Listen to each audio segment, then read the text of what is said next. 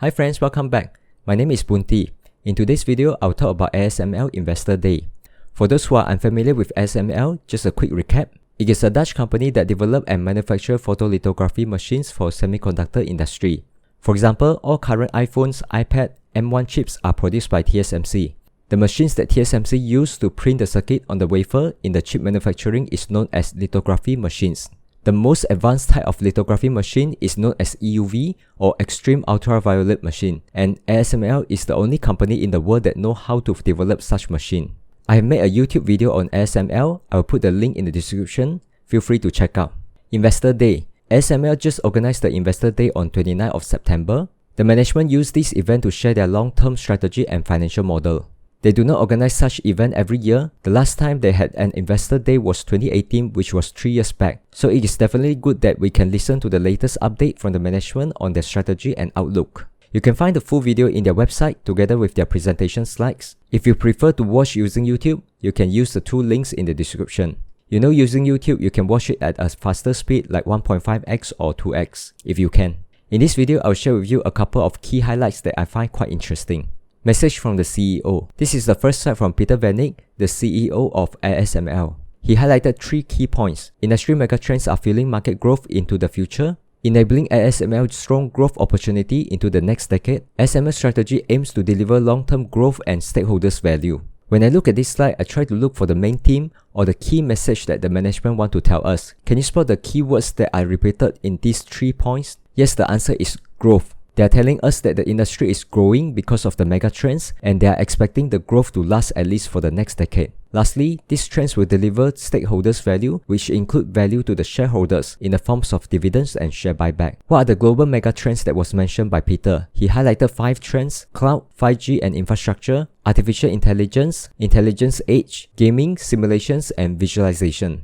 I know some of you might say that of course Peter as the CEO will paint a rosy picture for the company as he will want to hype up the company's share price. I will argue that Peter will not have to do this. First, ASML is generating decent amount of revenues and profits, and they are distributing back the profits to the shareholders in the form of dividends and share buyback. So there is no need to hype up the share price because they will only make the share buyback more expensive. I personally will be more cautious towards companies that are not making profits because they will still need to raise capital from the market. So a higher share price will minimize the dilution. There is a huge distinction between companies that need outside capital versus those that do not need. Secondly, you can actually cross-check the information with those provided by industry report and ASML customers. ASML even borrowed a couple of slides from their customers such as Intel and Qualcomm and market research company like International Data Corporation. One company can give misleading information, but if you cross-check against a couple of different sources, that will give us more assurance that they are not hyping up. How much growth are we talking about here? The total semiconductor will grow by about 7% CAGR, with automotive and industry electronics to grow at double digits. ASML is expecting that their total sales will double from 2020 to 2025. Aside from that, their gross margin is expected to improve from 48.6% to around 55%. These numbers looks pretty attractive to me. Technology innovation. According to Martin, who is the CTO of ASML, Moore's law is still alive and well. It is fueled by the system scaling, delivering highly valued semiconductors products. ASML is also preparing to move forward to go to the next level of EUV known as High NA. The NA stands for numerical aperture. The High NA is a next generation EUV platform that increases the numerical aperture from 0.33 NA to 0.55. It is designed to enable multiple fusion nodes starting at 3nm logic node and followed by the memory nodes at similar density. Martin also spoke about the Moore's law evolutions and customer roadmap, including the scaling roadmap from the current FinFET to 2D atomic channels. He also mentioned that the innovation is not limited to device scaling. There are also circuit scaling, dimensional scaling, and architectural scaling. Well, despite it's getting technical and I hope that you enjoy it, my main takeaway is that innovation is still strong and ASML is definitely adding value to their customers.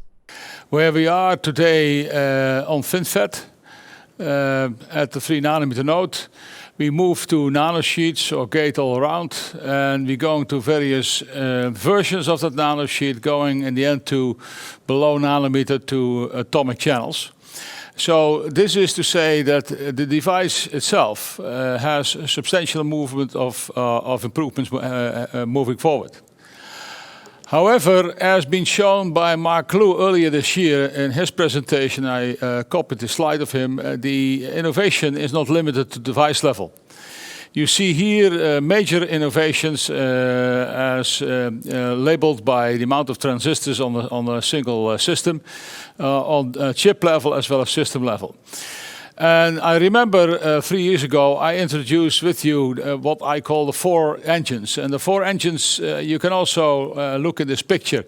You can recognize the 4 engines. It's about device scaling, mainly done by foundry in their supply chain, circuit scaling, which is mainly the foundry customers.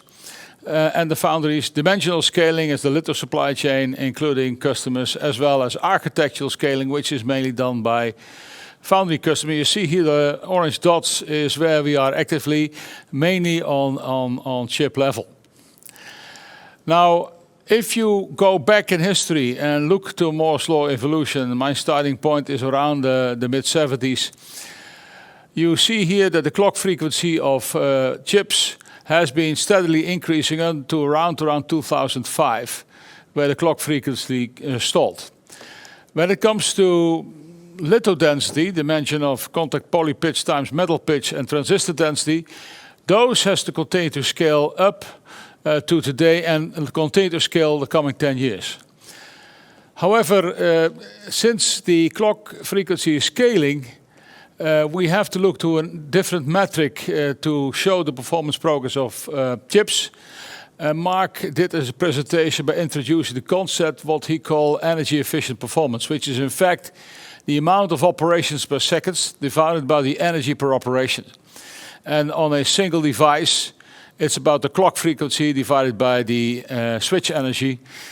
And using the Dennard scaling model, which was the scaling model which was being used in our industry prior to 2005, you can say that if you scale the density with K, your energy efficiency performance would scale with K to the power 4, which means if you have 2x per 2-year density scaling, then the energy efficient performance scaled 4x for every 2 years. You see this listed on this slide. So you see a very aggressive improvement up to 2005, which is gradually slowing down, dominated by the stalling of the frequency and still increasing because of the dimensional scaling. However, as Mark showed in his presentation, he is not looking to dimensions. He is looking to what he called energy efficient performance, as just explained, which has been increased with a tempo of 3x per 2 years since 2005 to today. And moreover, he believes that this will continue to scale for the coming 20 years, which is a very, very strong prediction. And that is in itself a major fuel for the semiconductor moving forwards in terms of pulling new applications and more calculation-intensive tasks. If I plot now this system graph in my plot, you see in this animation that I normalize this graph from Mark where the 2005 device scaling stops. And as you can see, that system scaling took over since 2005. Mind you, that is 15 years ago. And we see the system scaling takes over and continue to go strongly to 2040. I did not have the guts like Mark predicting what scaling will do for the coming 10 years. And I like to limit myself to say for the coming 10 years, we'll see substantial scaling taking place. Monopoly and pricing. Next, I will talk about the moat of the company. If ASML is just a normal lithography system manufacturer, then I will not be very excited. The reason I'm excited is because the EUV machines, which is necessary in the manufacturing of advanced nodes, is only produced by ASML. No other companies know how to build these machines. It is too difficult. So ASML basically has monopoly power in lithography. What will a company do when they have a monopoly power? Essentially, they could just jack up the price and customer have no choice but to pay. One of the questions that was asked is exactly that, and I really like the answers they provided. Peter, does ASML have pricing power? We saw several customers increase their price offering. Is ASML considering a price increase? Well, most of our contracts with customers are long-term contracts, and we just honor those contracts. Yeah?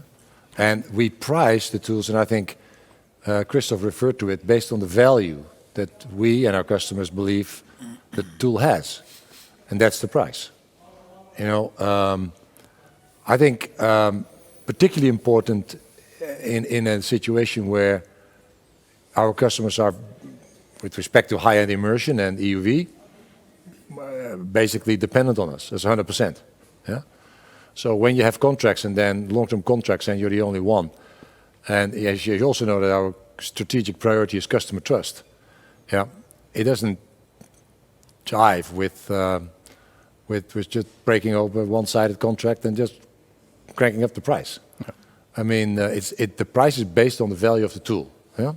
We price the tools based on the value that we and our customer believes the tool has. It is all about delivering value to the customer. Companies that do not focus on customer value and only look at their own profitability will not last long under a highly competitive environment. With that, I will end today's video. Hope you enjoyed it. If you are interested to watch the full video, links are in the description. Also remember to subscribe to the channel for more videos like this. Thank you for watching and see you in the next one.